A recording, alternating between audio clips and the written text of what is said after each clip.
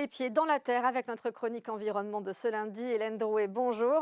Bonjour. Nous nous intéressons à la marque végétale locale. À qui est-elle destinée? Elle est destinée à tous ceux qui plantent des végétaux, vous et moi, dans notre jardin, une collectivité pour un parc public ou encore une entreprise qui voudrait verdir ses extérieurs. Alors cette marque, voici son logo, elle dépend de l'Office français de la biodiversité, elle existe depuis 2015. Vous allez la retrouver sur des plantes, des jeunes pousses qui ont été sélectionnées dans notre région, mais attention, là on ne parle pas de région administrative, on parle de région écologique. Il se trouve que le Poitou-Charentes, eh bien, il est à cheval sur 4 régions écologiques: le massif armoricain, le bassin parisien sud, la zone sud-ouest et le massif central.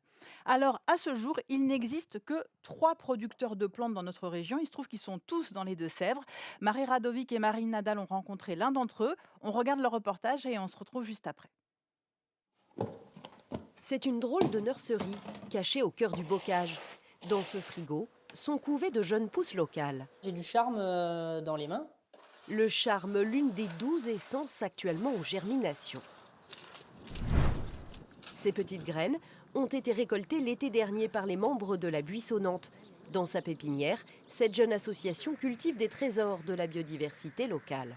C'est que des variétés champêtres qu'on retrouve dans nos haies du territoire nord de Sèvres, sur lequel on vient récolter les fruits.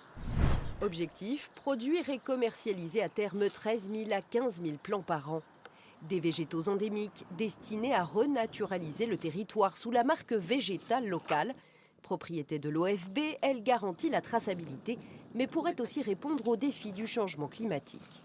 Quand on récolte nos graines, on récolte sur beaucoup d'individus. Et l'idée de récolter sur beaucoup d'individus, c'est de brasser génétiquement. Donc derrière, elles vont être en mesure de s'adapter plus facilement à des conditions de sol et à des climats qui peuvent évoluer.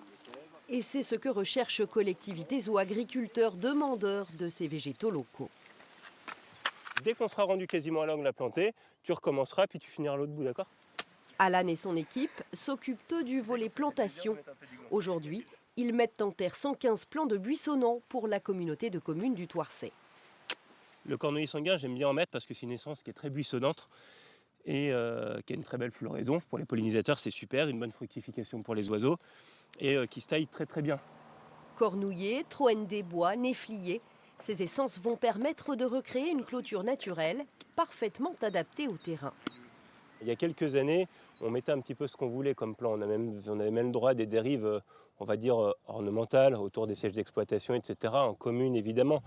Maintenant, dans certains marchés publics ou dans certaines subventions régionales ou départementales, on a des plans qui sont majorés s'ils sont sous cette marque collective simple végétale locale. Une prise de conscience collective pour que ces végétaux sauvages reprennent toute leur place.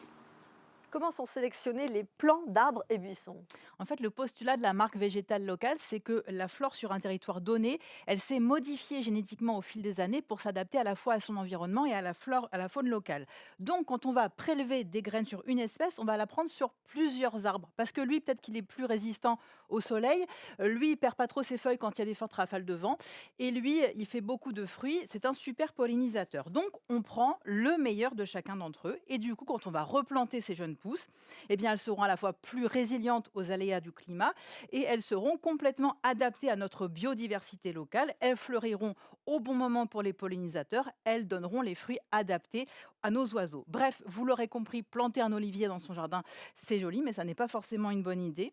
Non seulement il risque de ne pas supporter notre climat, et en plus, il ne pourra pas apporter à la faune locale ce dont elle a besoin et surtout au moment où elle en a besoin. Merci beaucoup Hélène pour vos précisions.